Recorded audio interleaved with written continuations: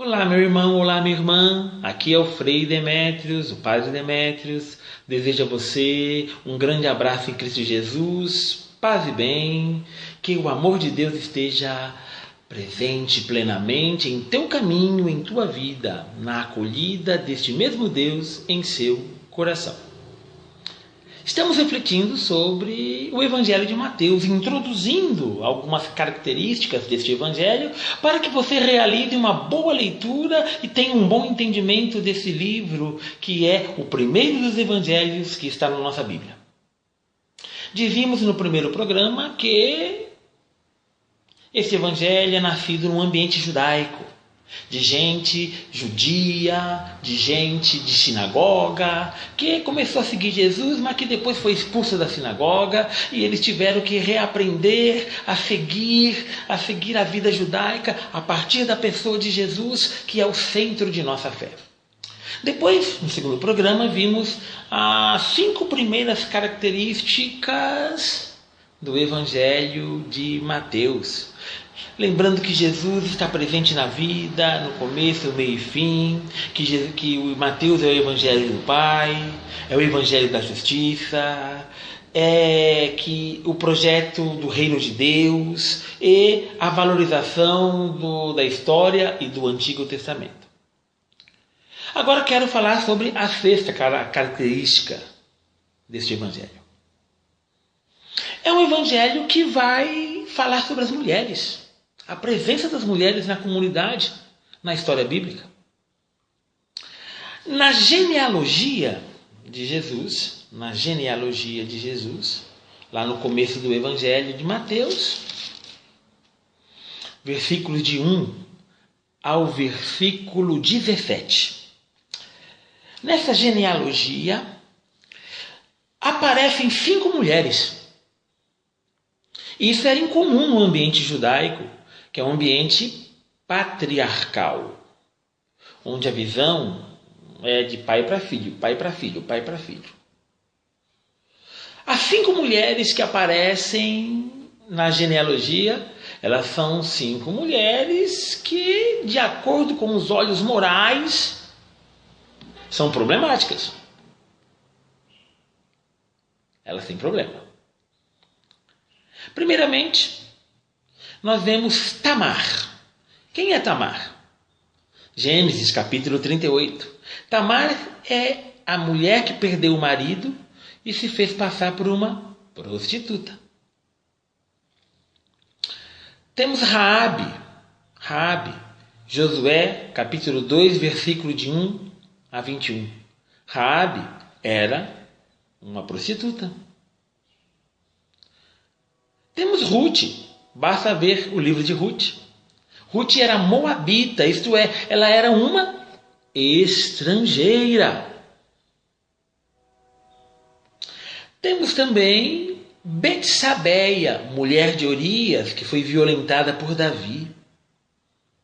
Segundo Samuel, capítulo 11, capítulo 12. É aquela mulher mulher de Urias, onde o rei Davi mandou colocá-lo na frente da batalha e Urias foi morto. E a última mulher que aparece nesse texto, nossa mãe, minha, tua mãe, Maria, mãe de Jesus. E quem é Maria? Maria era uma mulher que ainda não era casada. E agora, pela ação do Espírito Santo, está grávida. Imagina o que não se passou na cabeça daquele povo. Mas também aparecerão várias mulheres no Evangelho. É uma mulher quem unge Jesus e prepara o seu corpo para a sepultura. Mateus capítulo 6, versículo de 6 a 13. Mateus 26, de 6 a 13. Mas também, olha, são as mulheres que são o grupo mais fiel a Jesus. Vão com Jesus até o fim, até a cruz. E são as primeiras a receberem a boa notícia da ressurreição de nosso Senhor. E serão as primeiras anunciadoras de que Jesus está vivo. Então, temos aí a presença das mulheres neste evangelho. É um evangelho que chama a nossa atenção para as mulheres. Na genealogia, mostra que Jesus ele assume as dores de seu povo a partir dos problemas vividos por aquelas mulheres antepassadas de Jesus. E aí, as mulheres estão nos momentos principais do ministério de nosso Senhor Jesus Cristo. Uma sétima característica deste evangelho é que aparecem fortes conflitos entre judeus, principalmente os fariseus e doutores da lei. A comunidade, ela vivia um conflito grande com os fariseus e doutores da lei. E isso faz com que eles lembrem os conflitos que Jesus teve com esses grupos. A partir do nosso problema, nós lembramos os problemas que Jesus teve. Muito bem. O Evangelho de Mateus é um evangelho que foi escrito depois da destruição de Jerusalém e do templo. Era um momento de ruptura entre a comunidade judaica e o grupo judeu cristão. Era um momento de rompimento. Esse rompimento culminou com a expulsão dos cristãos judeus da sinagoga. Por isso, por exemplo, Mateus vai falar assim em seu evangelho: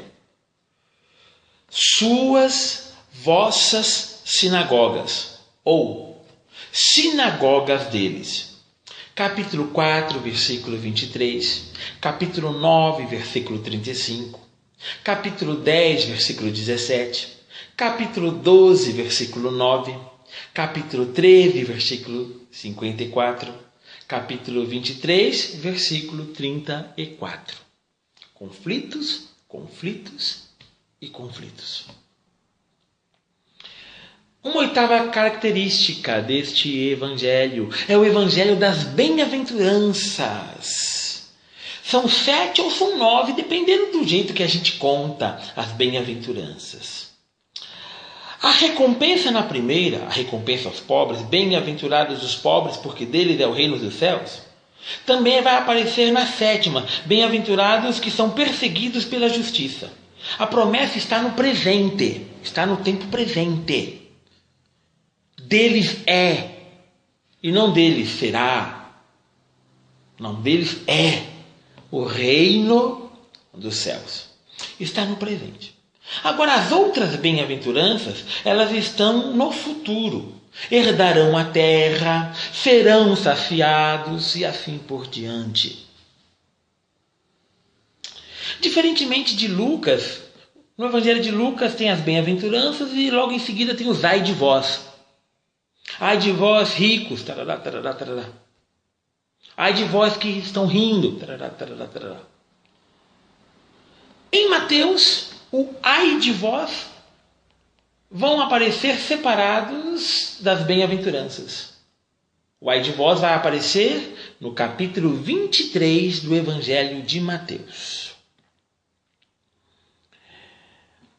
No Evangelho de Mateus, o pai quer o povo feliz. Quer que seus filhos e filhas sejam felizes. Essa felicidade começa logo para quem entra no reino. Quem entra no reino é feliz. Pessoas pobres, doentes, endemoniadas, famintas, cegas, paralíticas, desempregadas, crianças, mulheres, idosos, leprosos. Este é o povo que Jesus encontra e são a essas pessoas que o anúncio do reino de Deus é manifestado. Por isso, são eles quem recebem a boa notícia. Uma nona característica. Mateus utiliza muitos números. Afinal de contas, é o evangelho judaico por natureza. Mateus usa números, sobretudo o 3, o 5, o 7, o 10 e o 12. Narra 3 tentações de Jesus.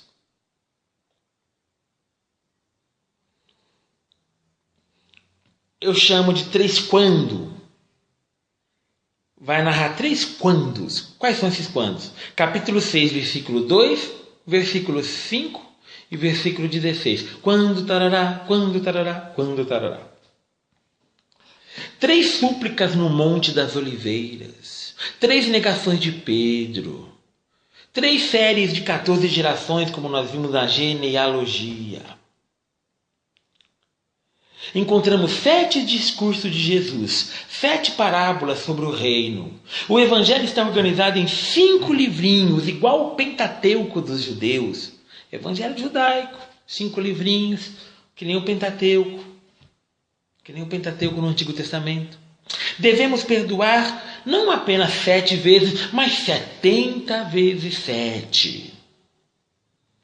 Encontramos 10 milagres, ao contrário das 10 pragas do Egito, 10 milagres no Evangelho de Mateus. Então, minhas amigas, essas aí algumas características deste Evangelho.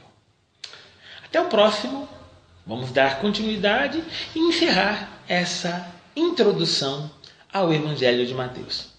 Paz e bem para você, desejo que o amor de Cristo reine plenamente em seu coração. Até mais.